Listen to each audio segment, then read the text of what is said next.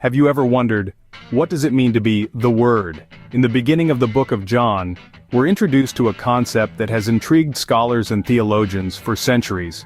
John chapter 1 verse 1 states, "In the beginning was the Word, and the Word was with God, and the Word was God." Today we'll explore this profound and complex idea, embarking on a journey through the first chapter of John's Gospel. Picture the scene.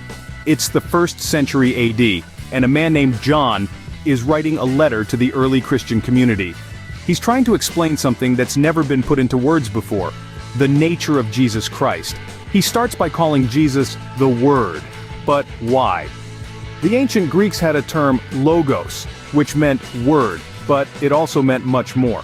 It was a concept that signified order, reason, and logic.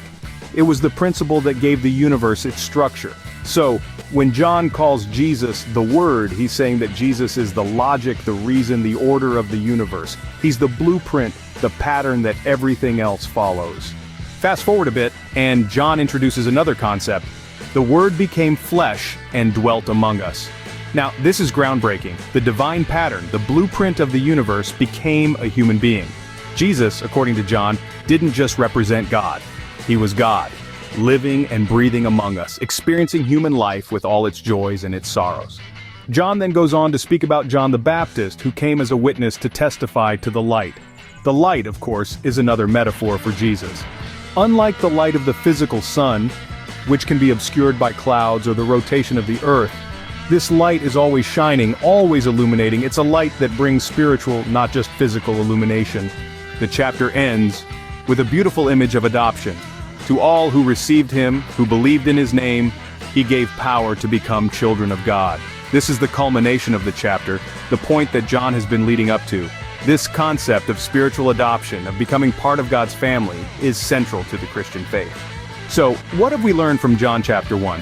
We've seen that Jesus is called the Word, the divine logic and order of the universe. We've learned that this Word became flesh, living a human life and experiencing all that comes with it.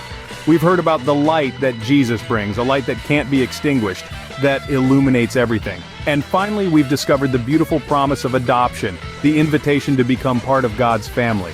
This chapter is just the beginning, a tantalizing glimpse into the depths of John's Gospel. It's an invitation to delve deeper, to ponder the mysteries of faith and to seek understanding.